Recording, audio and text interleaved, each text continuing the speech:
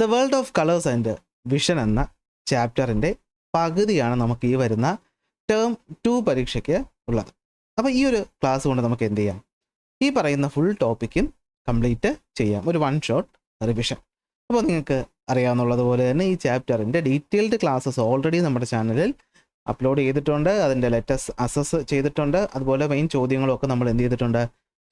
Model ചോദ്യ പേപ്പറിൻ്റെ ക്ലാസ്സും ഞാൻ എന്ത് ചെയ്തിട്ടുണ്ട്, അപ്ലോഡ് ചെയ്തിട്ടുണ്ട്. അപ്പോൾ അതൊക്കെ നിങ്ങൾക്ക് കാണണമെങ്കിൽ എന്ത് ചെയ്യുക, ചാനൽ സബ്സ്ക്രൈബ് ചെയ്യുക. പ്ലേലിസ്റ്റിലേക്ക് പോയി കഴിഞ്ഞാൽ കാണാൻ പറ്റും. പ്ലേലിസ്റ്റ് ലിങ്ക് ഡിസ്ക്രിപ്ഷനിൽ കൊടുത്തിട്ടുണ്ട്.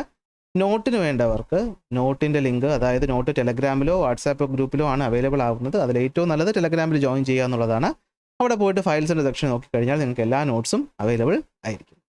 അപ്പോൾ നമ്മളൊന്ന് സ്റ്റാർട്ട് ചെയ്യുന്നു. അപ്പോൾ നമുക്കറിയാമല്ലോ, കഴിഞ്ഞ ടേം 1 സ്പെക്ട്രം വരെയാണ് ഉണ്ടായിരുന്നത്. അപ്പോൾ ടേം 2 നമുക്ക് എന്താണ്, പ്രൈമറി സെക്കൻഡറി കളേഴ്സ് എന്ന് പറയുന്ന ഭാഗം മുതലായിരിക്കും എക്സാമിന് ഉണ്ടാവുക എന്നാണ് നമുക്ക് അറിയാൻ കഴിഞ്ഞത്.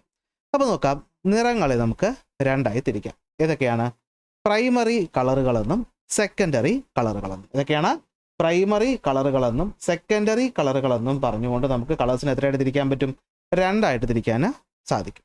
അതിലാരൊക്കെയാണ് പ്രൈമറി കളേഴ്സ് എന്ന് പറയുന്നത്? റെഡ്, ഗ്രീൻ, ബ്ലൂ, ഇവരെയാണ് പ്രൈമറി കളർ എന്ന് വിളിക്കുന്നത്. എന്തുകൊണ്ട്? ഇവർ 3 പേരും ചേർന്ന് കഴിഞ്ഞാൽ നമുക്ക് വൈറ്റ് കളർ കിട്ടും. അതുപോലെ ഇവരിൽ 2 പേര് പരസ്പരം ചേരുമ്പോഴത്തേക്കും യെല്ലോ, മജന്ത, സിയാൻ പോലെയുള്ള നിറങ്ങളും കിട്ടുന്ന ഈ 3 കളറിനെയാണ് നമ്മൾ പ്രൈമറി കളറുകൾ എന്ന് വിളിക്കുന്നത്. First point. അപ്പോൾ എന്താണ് പ്രൈമറി കളേഴ്സ് അല്ലെ? പ്രൈമറി കളേഴ്സ് എന്ന് പറയുമ്പോൾ ആരൊക്കെയാണ്? റെഡ്, ഗ്രീന്, ബ്ലൂ, ഇവർ 3 പേരെയാണ് നമ്മൾ പ്രൈമറി എന്ന് വിളിക്കുന്നത്. എന്തുകൊണ്ടാണ്? കാരണം എന്താണ് നോക്കിയേ, white colour or white light can be created by using these 3 colours. അതുപോലെ ഈ പറയുന്ന പ്രൈമറി കളറുകൾ പരസ്പരം ചേർന്ന് നമുക്ക് മറ്റ് കളറുകൾ നിർമ്മിക്കാം. അതിന് നമ്മൾ എന്ത് വിളിക്കും? 2 പ്രൈമറി ചേർന്ന് കിട്ടുന്ന മറ്റൊരു നിറത്തിനെയാണ് നമ്മൾ സെക്കൻഡറി കളർ എന്ന് വിളിക്കുന്നത്. അപ്പോൾ ആരൊക്കെയാണ് സെക്കൻഡറി കളേഴ്സ്? യെല്ലോ, മജന്ത, സിയാൻ, ഇവർ 3 പേരുമാണ് സെക്കൻഡറി കളേഴ്സ്. അപ്പോൾ നമ്മൾ ഇനി ഈ പറയുന്ന ടോപ്പിക്കിൽ നിന്നുള്ള ഏത് ചോദ്യം നിങ്ങൾക്ക് ചെയ്യണമെങ്കിലും ഈ കാര്യം കാണാതെ അറിഞ്ഞിരിക്കണം. അതായത് പ്രൈമറി എന്ന് പറഞ്ഞാൽ റെഡ്, ഗ്രീൻ, ബ്ലൂ. അപ്പോൾ യെല്ലോ എന്ന് പറഞ്ഞു കഴിഞ്ഞാൽ നിങ്ങൾക്കറിയാം റെഡ് പ്ലസ് ഗ്രീൻ ആണെന്ന് പറയുന്നത് യെല്ലോ. സിയാൻ എന്ന് പറയുമ്പോൾ എന്തായിരിക്കും? അത് ഗ്രീൻ പ്ലസ് ബ്ലൂ ആണ്. മജന്ത എന്ന് പറയുമ്പോൾ അത് റെഡ് പ്ലസ് ബ്ലൂ ആണ്. ഇത് നിങ്ങൾക്ക് കാണാതെ അറിയാമെങ്കിൽ മാത്രമേ ഇവിടെ നിന്ന് വരുന്ന ചോദ്യങ്ങൾ ചെയ്യാൻ പറ്റൂ. ഡയറക്റ്റ് ചോദ്യം നിങ്ങൾ പ്രതീക്ഷിച്ചുകൊണ്ട് പരീക്ഷയ്ക്ക് പോകണ്ട. ഡയറക്റ്റ് സിമ്പിൾ ചോദ്യം, what is primary colour, what is secondary colour, what are secondary colours, അങ്ങനെയുള്ള ചോദ്യം ഒന്നും പ്രതീക്ഷിക്കേണ്ട. നല്ല ലെവൽ ചോദ്യങ്ങളെ ഇവിടുന്ന് കിട്ടത്തുള്ളൂ. ഓക്കെ, അപ്പോൾ അത് എഴുതണമെങ്കിൽ ഇത് ഇത്രയും കാണാതെ പഠിച്ചു വച്ചേ പറ്റുള്ളൂ. അപ്പോൾ പ്രൈമറി, സെക്കൻഡറി. ഇനി ഇവിടെ വരുന്ന മറ്റൊരു കേസ്, നമ്മളൊരു സെക്കൻഡറി കളറിനോടൊപ്പം മറ്റൊരു പ്രൈമറി ചേർക്കുമ്പോഴത്തേക്കും നമുക്ക് വൈറ്റ് ലൈറ്റ് കിട്ടും. അതെന്തുകൊണ്ടെന്ന് വെച്ചാൽ ഇവിടെ നോക്കുക, യെല്ലോ എന്ന് പറയുന്ന കളർ എടുക്കുക. ഞാൻ ഫിസിക്സ് പഠിക്കുമ്പോൾ, ഫിസിക്സ് കഴിഞ്ഞ പരീക്ഷയുടെ ഒക്കെ ഒരു രീതി വെച്ച് നിങ്ങൾക്കൊരു കാര്യം പറഞ്ഞു തരികയാണ്. നമ്മൾ ഫിസിക്സ് പഠിക്കുമ്പോൾ യാതൊരു കാരണവശാലും നോട്ട്ബുക്ക് കാണാതെ പഠിച്ചുകൊണ്ട് പോയി പരീക്ഷയ്ക്ക് മാർക്ക് സ്കോർ ചെയ്യാമെന്ന് ദയവ് ചെയ്ത് വിചാരിക്കരുത്. ടെക്സ്റ്റ് ബുക്ക് നോക്കി അതിൽ ഇങ്ങനെ തന്നിട്ടുള്ള ചോദ്യങ്ങളുടെ ഉത്തരം നിങ്ങൾക്ക് സ്വന്തമായി എഴുതാൻ പറ്റുന്നു എന്ന് ഉറപ്പാക്കിയിട്ട് മാത്രമേ പരീക്ഷയ്ക്ക് പോകാവൂ. ഇവിടെ നിന്നും ഇങ്ങനെ ഈ പറയുന്ന ഒരു എക്സ്പെരിമെൻ്റ് ആയിട്ടായിക്കോട്ടെ, അല്ലെങ്കിൽ അവർ നമ്മളത് കുറേ ചോദ്യങ്ങൾ ചോദിക്കത്തില്ലേ, ഈ ചോദ്യങ്ങളുടെ ഒരു പാറ്റേണിലാണ് നമ്മുടെ ക്വസ്റ്റ്യൻ പേപ്പർ ഇപ്പോൾ എന്ത് ചെയ്യുന്നത്, പുറത്ത് വരുന്നത്.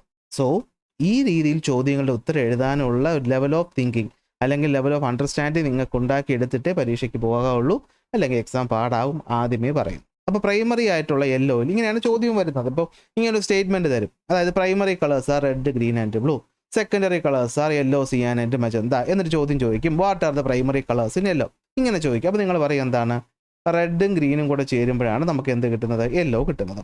Which primary colour is not present in yellow, യെല്ലോയിൽ കാണാത്ത ഏതാണ്, അത് ബ്ലൂ ആണ്. അങ്ങനെയാണെങ്കിൽ നമ്മൾ യെല്ലോ ലൈറ്റും അതുപോലെ ഈ പറയുന്ന ബ്ലൂ ലൈറ്റും തമ്മിൽ ചേർത്താൽ എന്ത് കളർ കിട്ടും? അവിടെയാണ് നമ്മൾ ശ്രദ്ധിക്കേണ്ടത്. യെല്ലോയ്ക്കകത്ത് റെഡും ഗ്രീനും ഉണ്ട്, പിന്നെ ഉള്ള കളർ ബ്ലൂ ആണ്. പക്ഷേ റെഡും ഗ്രീനും ബ്ലൂവും ചേർന്നാൽ നമുക്ക് കിട്ടുന്നത് വൈറ്റ് ലൈറ്റ് ആണെന്ന് അറിഞ്ഞിരിക്കണം. കാരണം റെഡും ഗ്രീനും കൂടെ ഒരുമിച്ച് യെല്ലോയിലുണ്ട്, പിന്നെ ഉള്ള ഓപ്പോസിറ്റ് കളറായിട്ടുള്ള ബ്ലൂവും കൂടെ ചേരുമ്പോൾ നമുക്ക് വൈറ്റ് ലൈറ്റ് കിട്ടും. അങ്ങനെയാണെങ്കിൽ ഈ കളറുകൾക്ക് എന്ത് പേര് പറഞ്ഞ് വിളിക്കും? ഇവരെയാണ് നമ്മൾ കോംപ്ലിമെൻ്ററി കളറുകൾ എന്ന് വിളിക്കുന്നത്. എന്ത് വിളിക്കുന്നത്? Complementary colour. അതായത് ഒരു സെക്കൻഡറി കളറിനോടൊപ്പം ഒരു പ്രൈമറി ചേരുമ്പോൾ നമുക്ക് വൈറ്റ് ലൈറ്റ് കിട്ടുന്നുണ്ടെങ്കിൽ ആ പേരിനെ വിളിക്കുന്ന പേര് കോംപ്ലിമെൻ്ററി. ഏതാണ്? കോംപ്ലിമെൻ്ററി. അപ്പോൾ നമുക്കിവിടുത്തെ കോംപ്ലിമെൻ്ററീസ് നോക്കാം. യെല്ലോയുടെ കോംപ്ലിമെൻ്ററി ബ്ലൂ, മജന്തയുടെ കോംപ്ലിമെൻ്ററി ഗ്രീൻ, സിയാൻ്റെ കോംപ്ലിമെൻ്ററി റെഡ്. അപ്പോൾ അതിന് ഓപ്പോസിറ്റ് വരുന്ന കളറാണ്. ഇങ്ങനെയാണ് ചോദ്യങ്ങൾ വരുന്നത്. സെറ്റല്ലേ? അപ്പോൾ പ്രൈമറി സെക്കൻഡറി കളേഴ്സ് നിങ്ങൾക്ക് കിട്ടിക്കഴിഞ്ഞു. അടുത്ത് നമുക്ക് പഠിക്കാനുള്ളതാണ് പെർസിസ്റ്റൻസ് ഓഫ് വിഷൻ. എന്താണ് പെർസിസ്റ്റൻസ് ഓഫ് വിഷൻ എന്ന് പറഞ്ഞു കഴിഞ്ഞാൽ, അപ്പോൾ എക്സാമ്പിൾസ് ആണ്. ഒരു ബേണിംഗ് ആയിട്ടുള്ള ഇൻസെൻസ് സ്റ്റിക്ക്, അഥവാ നമ്മുടെ ഈ പറയുന്ന മണക്കുന്ന തിരി, ചന്ദനത്തിരി, നമ്മളിങ്ങനെ പെട്ടെന്ന് മൂവ് ചെയ്യുമ്പോൾ നമുക്ക് ആ പറയുന്ന പാത്ത് കാണാൻ പറ്റും. എന്തുകൊണ്ട്? പെർസിസ്റ്റൻസ് ഓഫ് വിഷൻ കൊണ്ട്. എന്താണ് പെർസിസ്റ്റൻസ് ഓഫ് വിഷൻ? ഒരു ഒബ്ജക്റ്റിനെ ക്വിക്കായി നമ്മൾ മൂവ് ചെയ്യുന്ന സമയത്ത് ഈ പറയുന്ന വിഷ്വൽ എക്സ്പീരിയൻസ്, അതായത് നമ്മളതിനെ കണ്ടു എന്ന് പറയുന്ന ആ ഒരു sensation 1/16th of A second നമ്മുടെ ബ്രെയിനിൽ നിലനിൽക്കും. അപ്പോൾ അതിന് മുന്നേ മറ്റൊരു ഇമേജ് കൂടെ വന്നു കഴിഞ്ഞാൽ നമുക്കത് രണ്ടും കൂടെ ഒരുമിച്ച് കാണുന്നതായിട്ട് തോന്നും. സിനിമ കാണുന്നതിന് പിന്നിൽ ഈ പറയുന്ന ഇൻസെൻസ് സ്റ്റിക്ക് റൊട്ടേറ്റ് ചെയ്യുമ്പോൾ അതിൻ്റെ പാത്ത് കാണുന്നതിന് പിന്നിലൊക്കെ ഉള്ളത് എന്താണ്? പെർസിസ്റ്റൻസ് ഓഫ് വിഷനാണ്. ഫ്ലിപ്പ് ബുക്ക് ഉപയോഗിക്കുമ്പോൾ അതിൻ്റെ പിന്നിലുള്ളത് പെർസിസ്റ്റൻസ് ഓഫ് വിഷനാണ്. ന്യൂട്ടൺസ് കളർ ഡിസ്ക് കറക്കുമ്പോൾ അത് വൈറ്റ് കളറായിട്ട് കാണുന്നത് പെർസിസ്റ്റൻസ് ഓഫ് വിഷൻ കൊണ്ടാണ്.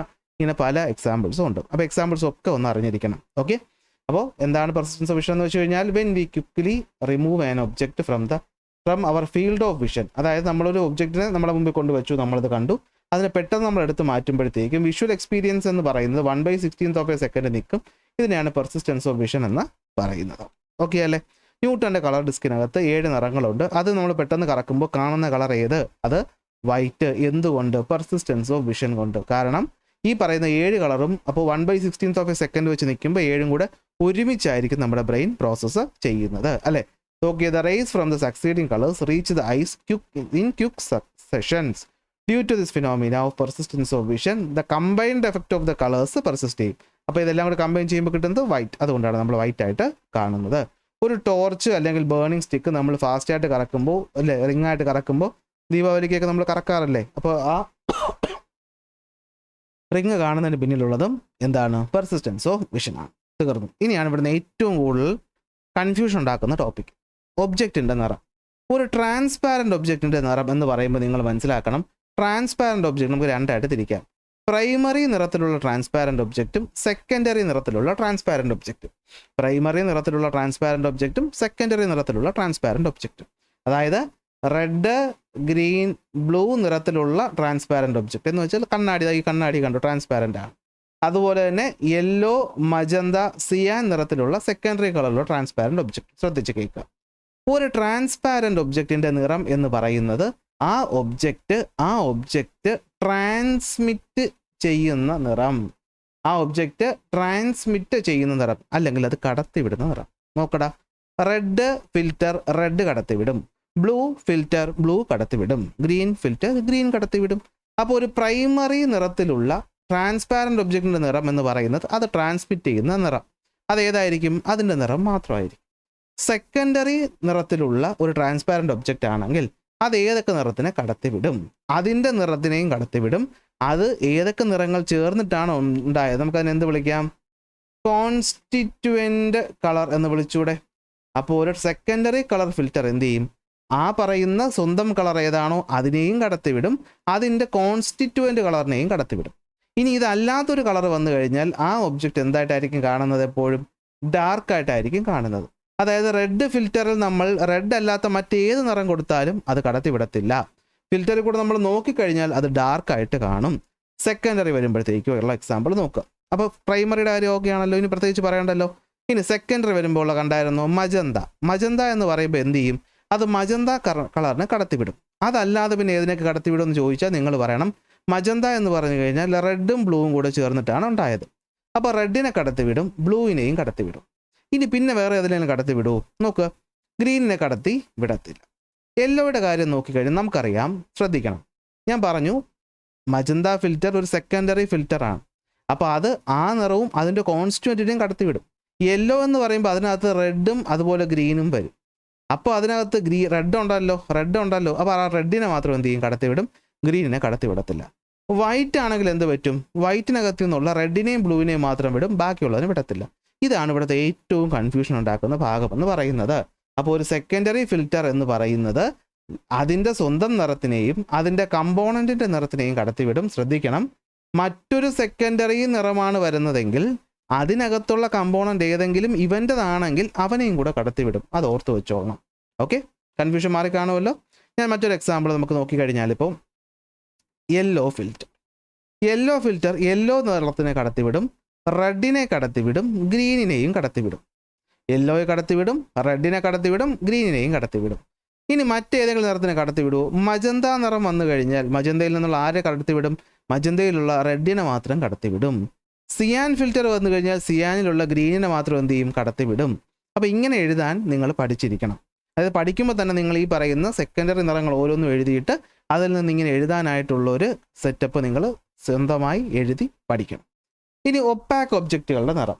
അപ്പോൾ ട്രാൻസ്പാരൻ്റ് ഒബ്ജക്റ്റുകൾ ട്രാൻസ്മിറ്റ് ചെയ്യുന്ന നിറത്തിൽ കാണുമെങ്കിൽ ഒപ്പാക്ക് ഒബ്ജക്റ്റുകൾ കാണുന്നത് അത് റിഫ്ലക്റ്റ് ചെയ്യുന്ന നിറത്തിലാണ്.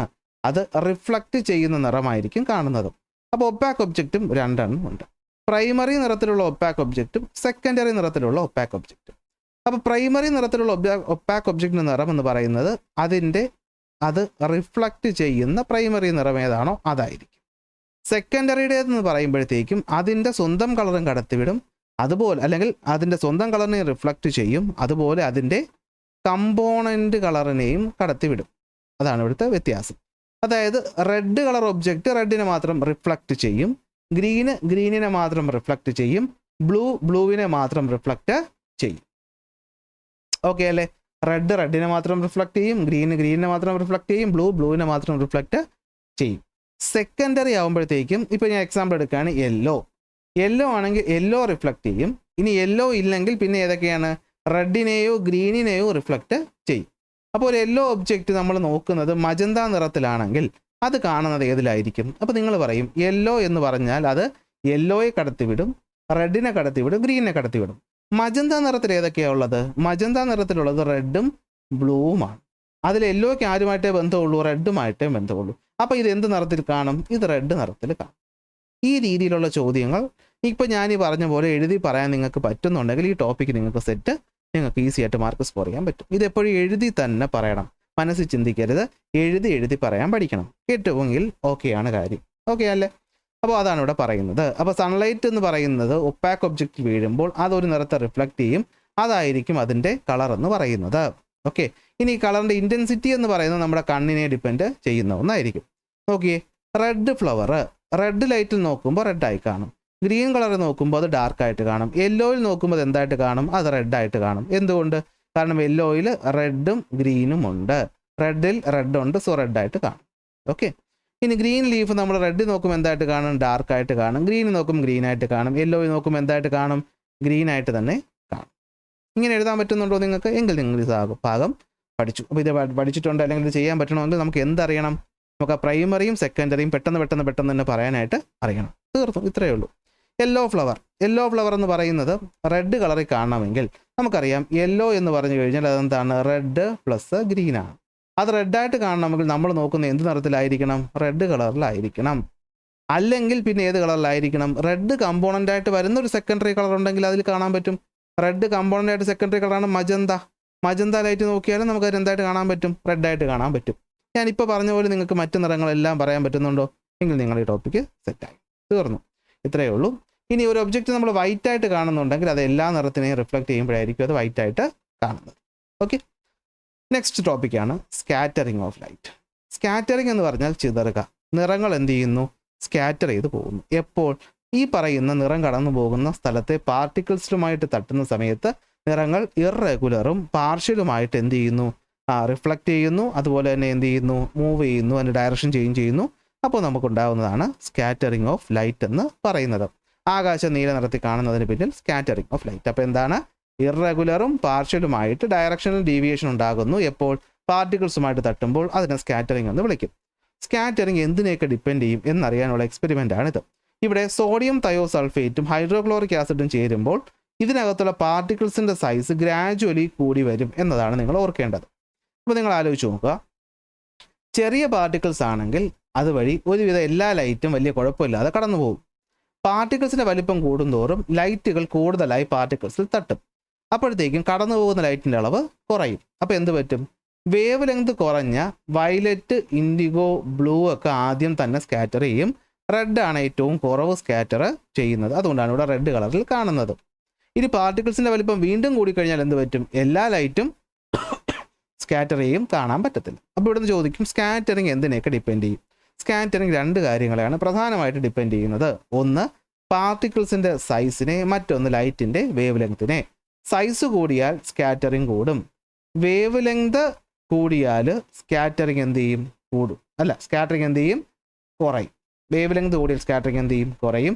ഏറ്റവും കൂടുതൽ സ്കാറ്റർ ചെയ്യുന്നത് ബ്ലൂ, ഏറ്റവും കുറവ് വയലറ്റ്, ഏറ്റവും കുറവ് സ്കാറ്റർ ചെയ്യുന്നത് റെഡ്. ഡേഞ്ചർ സിഗ്നലുകൾ ചുവപ്പ് നിറത്തിലായതിൻ്റെ പിന്നിലുള്ള കാരണവും ഇതുകൊണ്ടാണ്. സെറ്റ് അല്ലേ? ഓക്കെ.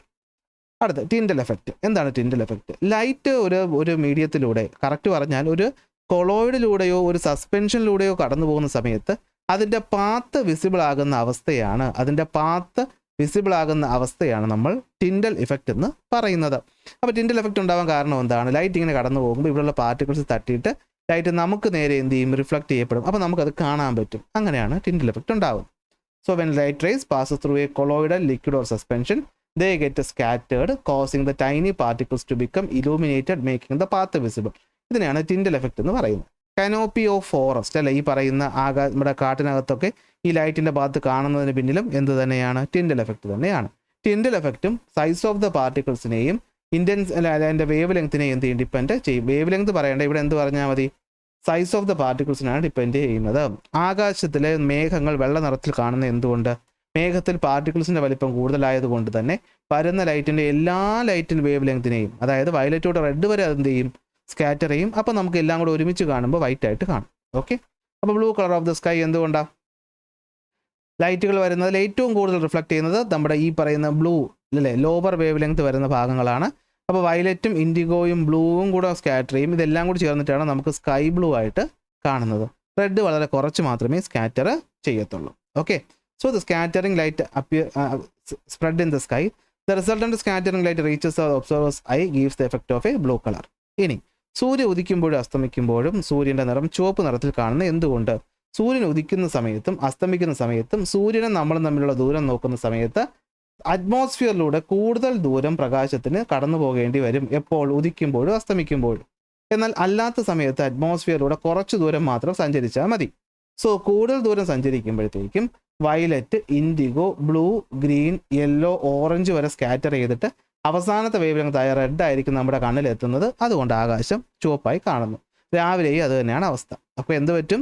ഈ പറയുന്ന distance that the sun's rays have to travel through the atmosphere to reach the earth during sunrise and sunset എന്ന് പറയുന്നത് എന്തായിരിക്കും? മോറാണ്.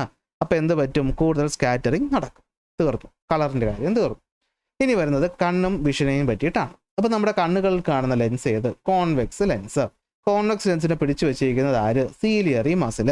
സീലിയറി മസിലും കോൺവെക്സ് ലെൻസും കൂടി അല്ലെങ്കിൽ ഈ പറയുന്ന മസിൽ മൂവ്മെൻറ്റ് കാരണം നമുക്കതിൻ്റെ കർവേച്ചർ മാറും. ബയോളജി പഠിച്ചിട്ടാണ് നിങ്ങൾക്ക് ഫിസിക്സ് പരീക്ഷ, അതുകൊണ്ട് ഇത് ഞാൻ പ്രത്യേകിച്ച് പറഞ്ഞു തരേണ്ട കാര്യമില്ല.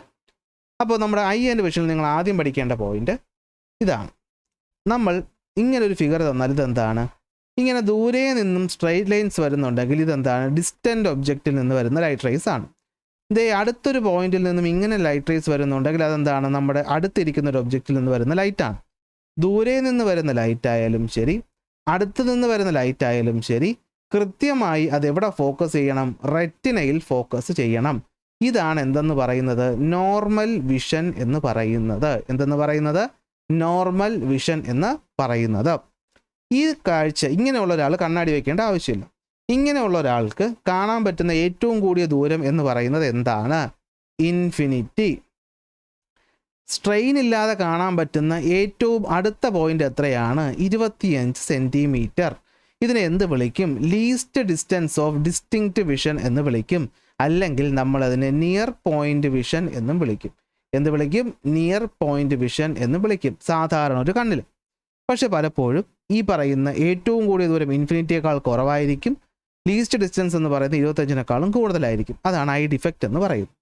അപ്പോൾ ദൂരെയുള്ള ഒരു ഒബ്ജക്റ്റിനെയും അടുത്തുള്ള ഒരു ഒബ്ജക്റ്റിനെയും ഫോക്കസ് ചേഞ്ച് ചെയ്ത് നമ്മുടെ ലെൻസ് കൃത്യം റെറ്റിനയിൽ കൊണ്ടുവന്ന് ഫോക്കസ് ചെയ്യിപ്പിക്കുന്ന ഈ ഒരു പ്രോസസ്സിനെ എന്ത് പേര് പറഞ്ഞ് വിളിക്കും?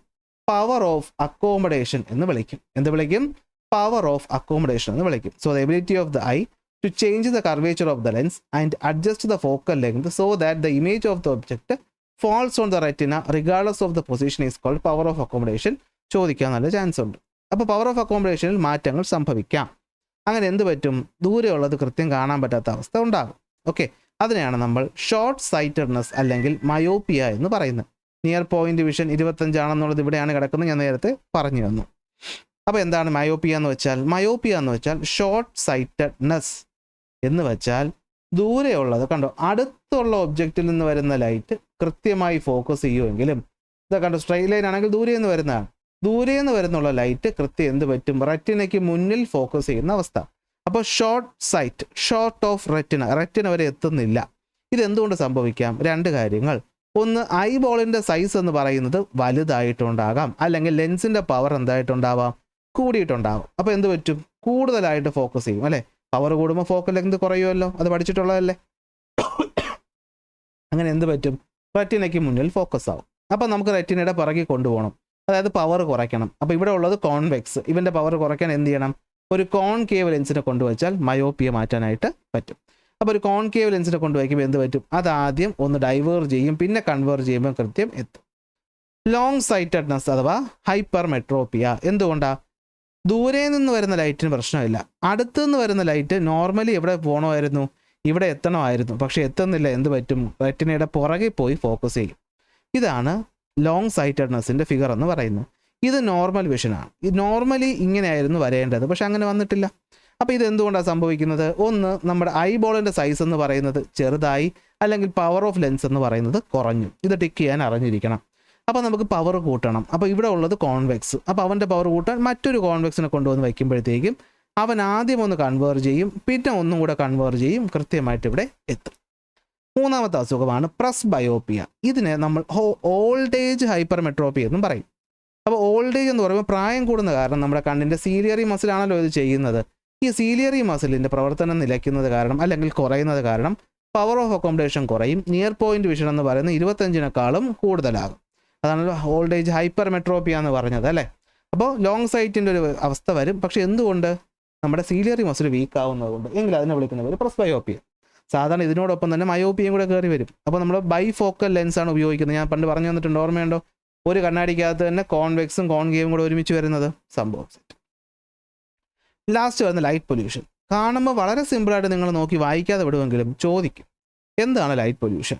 ലൈറ്റ് പൊല്യൂഷൻ എന്ന് പറയുന്നത് ചോദിക്കുക, മറക്കല്ലേ, ചോദിക്കും. Light pollution refers to the creation of artificial light in excess amount and intensity.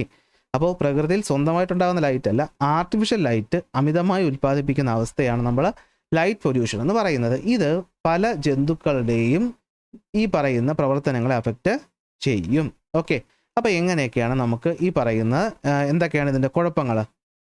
Artificial light കൂടുന്നത് കാരണം causes difficulty during night drive അല്ലേ. നമുക്ക് ഓപ്പോസിറ്റിൽ നിന്ന് ഹൈ ബീം ലൈറ്റൊക്കെ അടിച്ചു വരുമ്പോഴത്തേക്കും രാത്രി വണ്ടി ഓടിക്കാൻ ബുദ്ധിമുട്ടായിരിക്കും. ആസ്ട്രോണമിക്കൽ ഒബ്സർവേഷൻ ഡിഫിക്കൽട്ട് ആയിരിക്കും, കാരണം ആകാശത്ത് കറുത്ത ആ ഒരു നിറം കിട്ടത്തില്ല അല്ലേ.